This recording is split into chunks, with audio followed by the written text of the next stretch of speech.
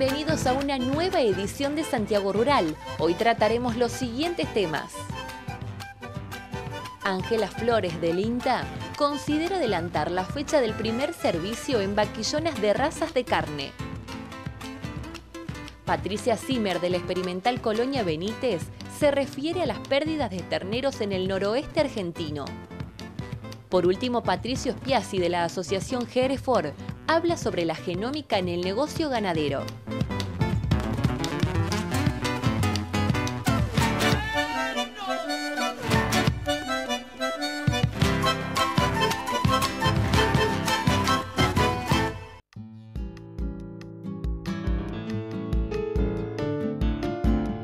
El INTA Mercedes en la provincia de Corrientes ha considerado las posibilidades económicas y biológicas en adelantar la fecha del primer servicio de vaquillonas en razas carniceras. La bioquímica Ángela Flores presenta información del tema. Adelantar el servicio de la vaquillona aquí en el NEA es posible. Es una tecnología que fomentamos desde INTA porque realmente tiene un impacto productivo en los sistemas de cría muy importante, ya que tenemos menos categorías improductivas en el sistema, menos superficie destinadas a estas categorías que no están produciendo terneros. Entonces eso hace que los índices, por ejemplo, kilos de carne producidos por hectárea sean superiores, ¿no? También lo que insistimos mucho es en el tema de que la recría debe hacerse bien, debe tener la vaquillona de reposición tiene que tener una ganancia durante todo su periodo de recría, desde el destete hasta su primer servicio. Esto hace que la vaquilla llegue con un peso y desarrollo óptimo para poder después en su vida útil como vaca, como vientre, tener buenos índices reproductivos y tener un buen peso al final de vida adulta, ¿no? Insistimos en el invierno porque es nuestro bache, con respecto a calidad y cantidad de pasto, ya que nuestras pasturas o nuestros campos naturales en ese periodo tienen nulo crecimiento y lo que hay, dado las heladas, están en muy mala calidad, encañados, con alta fibra y muy baja proteína, lo que dificulta el aprovechamiento de los animales, sobre todo estos animales con alto requerimiento para poder desarrollarse. Es decir, entonces ahí es donde nosotros hacemos foco tratando de darle alternativas al productor para poder cubrir ese bache forrajero. Una de ellas es la suplementación. Suplementación estratégica durante el invierno, que puede ser proteica o energética proteica dependiendo del tipo de forraje, de la cantidad, de la calidad, de la estructura que tiene ese forraje. En base a eso va a cambiar el tipo de suplementación que podemos designar. Otra alternativa también en la zona son los verdeos de invernales, generalmente raigras o avena, que hacen su crecimiento en ese periodo con muy buena calidad y entonces vamos a poder cubrir ese bache. Otra alternativa son los forrajes conservados, ya sean silajes o henos, siempre aprovechando el crecimiento primavero-estival de algunas pasturas o de algunos cultivos como sorgo, maíz, y poder transferir ese forraje extra que se produce en esos periodos al bache faltante. Entonces, ahí también tendríamos en esta categoría que cubrir la deficiencia que presentan esos forrajes conservados, que generalmente es proteica también. Entonces, siempre insistimos que el alimento alimento nutricional a cubrir es la proteína, y luego con algún suplemento o energético o dependiendo del objetivo de ganancia de peso podemos mejorar aún más las ganancias y poder intensificar un poco más la recría, pero primero siempre como base tenemos que cubrir la proteína en nuestra zona. Ahora bien, el tema de la suplementación en muchos campos se hace dificultosa por la mano de obra, la falta de estructura. Entonces tratamos de ver algunas alternativas para que los productores puedan adoptar esta tecnología. Podría ser una suplementación discontinua, siempre que no tengamos alimentos con alto almidón. Es una propuesta interesante, que discontinua significa que vayan 3 veces a la semana a poner el alimento en las bateas, siempre considerando la cantidad establecida por día durante toda la semana. O sea, es decir, tenemos un objetivo de consumo durante la semana, pero lo dividimos en tres oportunidades de llenado de la batea. Otra alternativa pueden ser bloques proteicos, o en nuestra zona son fosfóricos proteicos, porque también tenemos altas deficiencias en minerales. También es otra posibilidad, pero yo lo que veo es que tenemos variaciones entre campos, entre tipos de bloque, a veces entre partidas, entonces es más difícil por ahí estimar las ganancias de peso, o son ganancias de peso inferiores a lo que uno quisiera lograr, o muy variables dentro del lote. Y la última alternativa que fue avanzando en los últimos años es los comederos tolo o comederos de autoconsumo, que tenemos también como una alternativa para que los animales, los animales puedan acceder al autoconsumo cuando ellos quieran, y las restricciones podrían estar por algunas características del alimento, por ejemplo con agregado de sal, de cloruro de sodio, o accesos limitados a estos comederos. Pero también es otra alternativa interesante para, insistimos, que durante el invierno los animales de recría tengan posibilidades de ganar peso y mantener esas ganancias durante todo su periodo de recría, que es lo que insistimos y logramos. O sea, no solo poner el foco en el invierno, sino también no descuidar la parte antes y posterior de ese invierno, hasta llegar al primer servicio.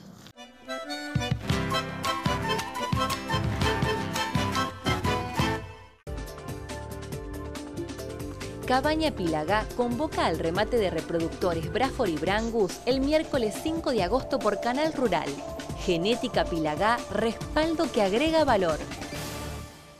Cabañas, La Escondida de Rato y Fortín Rifles de Goyenechea rematan el viernes 7 de agosto en la Rural de Ercilia 100 toros y 120 vaquillonas preñadas, Braford y Brangus, importantes plazos, flete gratis, subasta Ganaderos de Ceres. Nueva fecha del gran remate de Cabaña Nelson Bosmara. Será el martes 11 de agosto desde las 12 horas en Ceres. 65 toros y 365 vaquillonas preñadas y para entorar. 6 meses de plazo en toros y 4 meses en vaquillonas. Subasta Tradición Ganadera. Ya conoces las ventajas de un mixer GEA. Ahora descubrí las innovaciones que nos hacen únicos. GEA, robustez que se siente.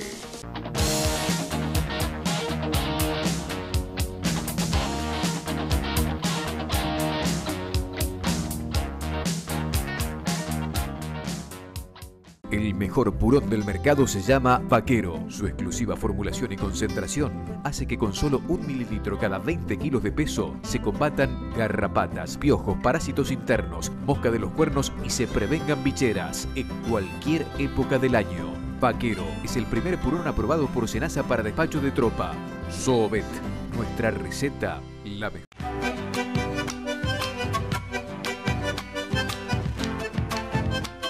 La médica veterinaria Patricia Zimmer, que pertenece al INTA Colonia Benítez en la provincia del Chaco, se refiere a las pérdidas de terneros por distintas causas que se producen en el noroeste de nuestro país. A la hora de determinar las principales causas que producen las pérdidas de nuestros terneros en el NEA, tenemos un largo camino por recorrer, ¿sí? En primer lugar, tenemos que pensar que estas causas que producen estas pérdidas son multifactoriales, ¿sí? ¿Qué quiere decir esto? Que en general no vamos a encontrar una sola causa en la que podamos identificar y atribuir el 100% de las pérdidas. Entonces ahí comenzamos un trabajo bastante interesante, que es un trabajo que lo debemos realizar en equipo, ¿sí? ¿Qué queremos decir con esto? Es un trabajo en el que tienen que intervenir todos los actores, ¿sí?, que se encuentran en el establecimiento. Tiene que trabajar, obviamente, el propietario, el dueño de la empresa, tomar la decisión. Después también tienen que intervenir, obviamente, el administrador o el encargado de campo, el capataz, el personal, los recorredores. Y obviamente ahí también un rol importante lo tiene el médico veterinario, ¿sí? Entonces este equipo, que realmente tiene distintas visiones, pero que a su vez trabaja con un mismo objetivo, es el que en teoría nosotros vemos como el más formado, el más preparado, el que tiene una visión más amplia como para poder determinar estas causas. Entonces nosotros vamos a tener causas, ¿sí?, que las vamos a encontrar en la primera etapa, que podríamos definirla como lo que es el tacto a la aparición, y después vamos a tener otras causas que las vamos a encontrar en la segunda etapa, que va a ser a partir del parto al destete. ¿Sí? En este trabajo, ya les digo, cada uno va a tener que aportar y tener un rol fundamental, y básicamente lo que vamos a hacer es, una vez que el veterinario hace el diagnóstico de gestación, vamos a tratar de empezar a determinar en qué momento de esa gestación se pierde el ternero. Normalmente la gestación, el diagnóstico de gestación se puede hacer por ecografía o a través del tacto, y nosotros después podemos incorporar algunos tactos intermedios para ir detectando si el ternero se perdió en el primero, en el segundo o en el tercer tercio de la gestación. ¿Qué va a pasar ahí, digamos? Esto nos va a permitir que nosotros podamos empezar a ver si hay algún agente al que le podamos atribuir esta pérdida, ¿sí? Sabemos que hay algunos agentes infecciosos que producen pérdidas en el primero, en el segundo, en el último o en el periparto, y en el primer mes de vida. En la segunda etapa, que sería la etapa parto destete, es fundamental el tema de las recorridas, el tema de curar los ombligos, de detectar las diarreas en forma temprana, porque además tenemos campos bastante sucios en algunos lugares, donde es difícil encontrar el ternero, y también las condiciones climáticas, ¿sí? Nosotros tenemos muchos terneros que están naciendo en noviembre, en diciembre, algunos hasta principios de enero. Entonces, las condiciones climáticas son bastante adversas para un recién nacido, y esto no solamente afecta, digamos, el tema del calor a ese ternero, sino también predispone a la existencia de otros problemas, como por ejemplo las bicheras, que son de bastante relevancia para la zona, ¿sí? Entonces, este trabajo entre todos estos actores, y viendo que las enfermedades son importantes, ¿sí? Las enfermedades infecciosas y la detección de los problemas en la vaca, la detección de los fetos y los terneros muertos, poder enviarlos a que se haga el diagnóstico del laboratorio, son fundamentales, pero que no debemos olvidarnos de todas las cuestiones que tienen que ver con el ambiente, con el tipo de potrero que tenemos, si tenemos potreros grandes, chicos, si tenemos campos limpios, sucios, si estamos sobre pasturas, si tenemos grandes distancias que recorrer para llevar estos animales a hacer los trabajos en la manga en sí, el tema de tener en cuenta el bienestar animal.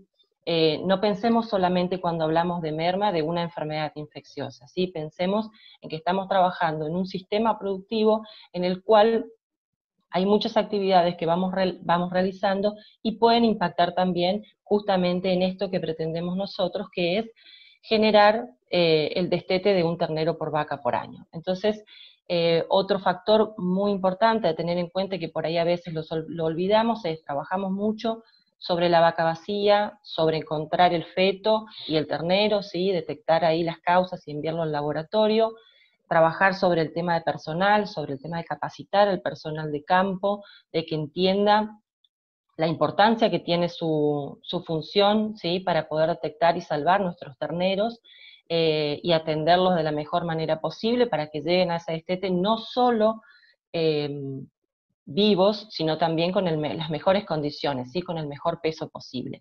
Y además, no olvidarnos de los toros. Los toros son fundamentales porque, digamos, si pensamos en la cantidad de toros que tenemos y que van a servir a cada vaca, si el toro tiene, ¿sí?, una enfermedad infecciosa que se la transmite a las vacas, esa amplificación es bastante importante. Entonces, entrar al servicio con 2 raspados negativos en los toros es fundamental. El porcentaje de pérdida de terneros es bastante variable, ¿sí?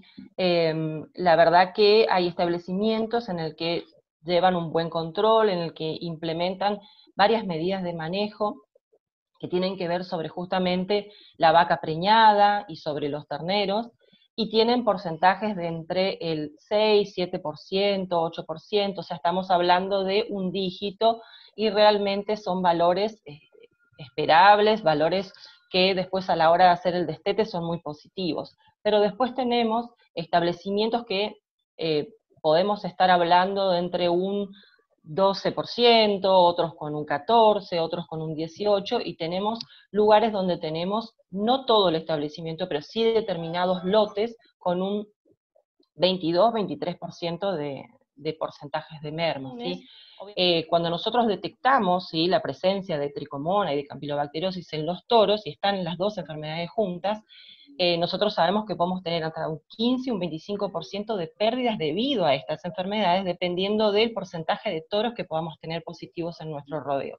Entonces, ¿qué vamos a tener que hacer ahí? Y son muchas las medidas que tenemos que tomar, ¿sí? No es simplemente poner una vacuna y sentarnos a ver cómo desaparecen las enfermedades, no. Tenemos que empezar a trabajar seriamente con los toros, a hacer los raspados, digamos, como para poder entrar a ese servicio con 2 raspados negativos, lo cual en muchos establecimientos no es sencillo, ¿sí?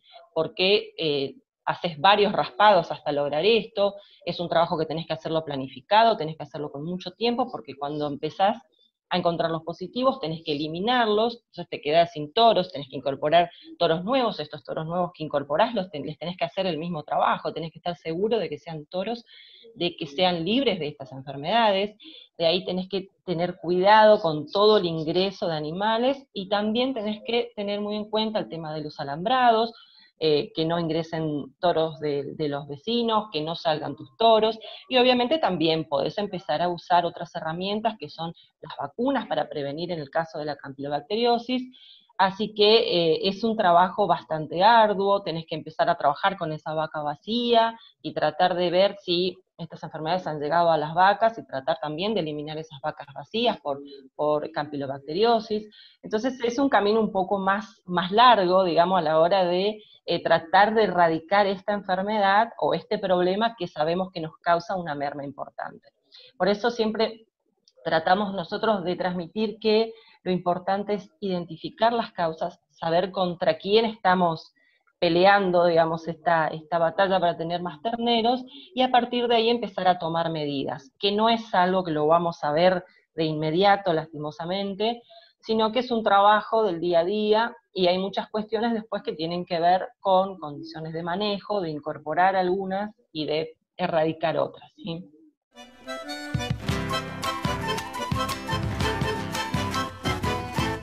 Primer gran remate de cabaña Don Luis en Sunchales el próximo viernes 7 de agosto. Saldrán reproductores machos y hembras Hereford, Brangus y Braford. Flete gratis, sin gastos.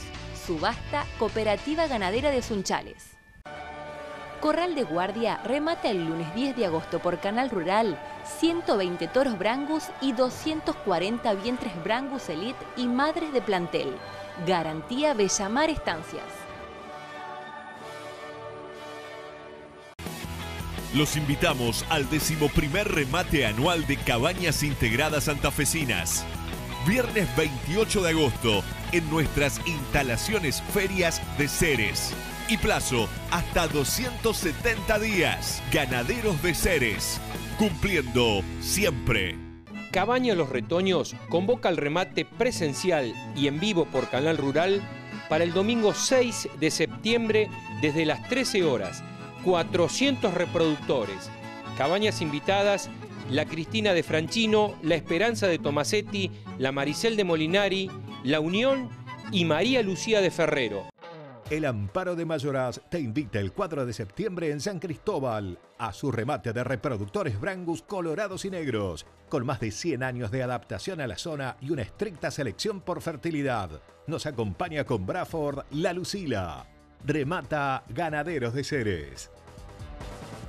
Cabañas La Turingia y La Lucila invitan a su remate de reproductores el viernes 14 de agosto a las 11:30 horas por medios audiovisuales. 150 toros y 200 vaquillonas preñadas. Hacienda inmunizada. Flete sin cargo. Subasta Madelán. Comuníquese con nosotros.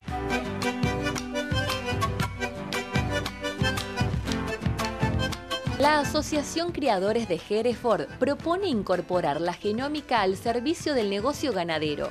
Para ello, apuesta muy fuerte en esta tecnología para mejorar índices de calidad y económicos. El médico veterinario Patricio Spiazzi desarrolla el tema. La Hereford siempre le dio mucha importancia a los programas de evaluación genética. Hoy está cumpliendo 30 años lo que llamamos el PEG. Este programa de evaluación genética nosotros consideramos una fortaleza de nuestra raza. Es un programa de evaluación genética que hoy está midiendo 12 características. Esto siempre es perfectible. Es un programa de evaluación genética que además es conjunto, con 4 países, donde parte del procesamiento de los datos se hace en Australia y luego se termina en Estados Unidos. Esto nos da una gran fortaleza y tranquilidad en la solidez de esta evaluación. Es un servicio que hoy por hoy estamos brindando en forma directa a 113 criadores, en forma indirecta a muchos más, ¿no? Porque muchos son los que leen esta información. Nosotros consideramos de la Subcomisión de Mejoramiento en particular que esto debe ser un indicador de gestión para nosotros. Creemos que cada vez deben ser más las cabañas que aporten datos y que aporten más datos. Se está aportando hoy, además del peso nacer, peso estete, peso final, características de ultrasonografía, de área de jodillo, grasa dorsal y grasa intramuscular. En la última corrida se agregó el dato, o sea, ya salió publicado por primera vez el dato de peso de vaca adulta, y esto tiene que ver con todas las correlaciones y brindar al productor una visión integral de un individuo, no caer en buscar algunos rasgos que se han correlacionado negativamente con otros.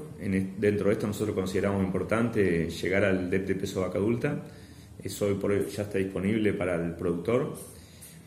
Y dentro del programa de evaluación genética siempre fue una limitante, una debilidad, el tema de que recién adquirían precisiones seguras cuando los animales tenían una cantidad de progenie importante. Esto en la selección de los bovinos, que ya es una raza que tiene un intervalo intergeneracional biológico alto, siempre era una limitante porque nos hacía demorarnos mucho en la selección.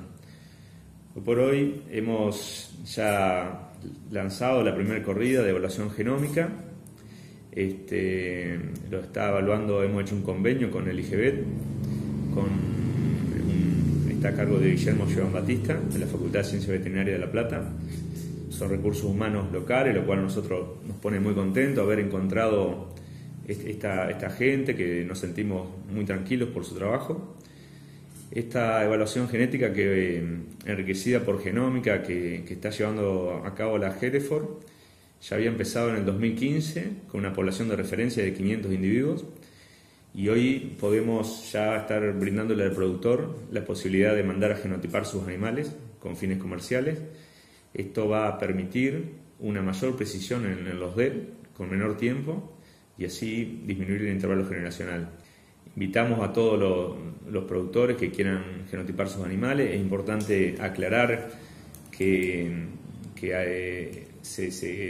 las muestras de estos animales deben ser de los animales que están incluidos hoy dentro del programa de evaluación genética. O sea, primero hay que empezar a registrarse en el programa de evaluación genética y luego empezar a tomar datos, y se pueden mandar estos animales para genotipar.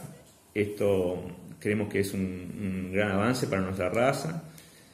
Estos datos, una vez genotipados por el IGBET, esos datos van a ir al programa de evaluación genética y nos va a brindar la posibilidad de tener datos de mayor precisión con menos tiempo. Eso es clave para reducir el intervalo intergeneracional y aumentar el progreso genético. Patricio, ¿y cómo interactúan en este marco con la Hereford Panam? La Hereford Panam ha incorporado en los últimos años un software de gestión de datos llamado Volt, el cual es un software que incorpora mejor la información genómica. Siempre se dijo que la selección genómica, o que hacerle genómica a un individuo en particular, iba a aumentar más las precisiones de aquellos animales con menor precisión. O sea, si nosotros teníamos un animal con una precisión alta, con la genómica por lo general no iba a cambiar demasiado. sí va a cambiar más en los animales que tenían menos datos. Pero en este caso, con la incorporación de este sistema Volt, la fortaleza que tiene es que cuando incorpora datos de un animal, genómicos, no solamente incorpora a ese animal, sino que también incorpora a toda su descendencia y su ascendencia también. En este sentido, quizás sea un buen primer paso para aquellos productores que se quieren sumar, incorporar en primera instancia o hacerle genómica en primera instancia a los individuos que tienen como padres o como hembras donantes, porque de esta forma se va a estar enriqueciendo los DEP de toda su descendencia y su población en general. Llegamos al final de la presente edición de Santiago Rural. Los esperamos el próximo lunes a las 20 horas.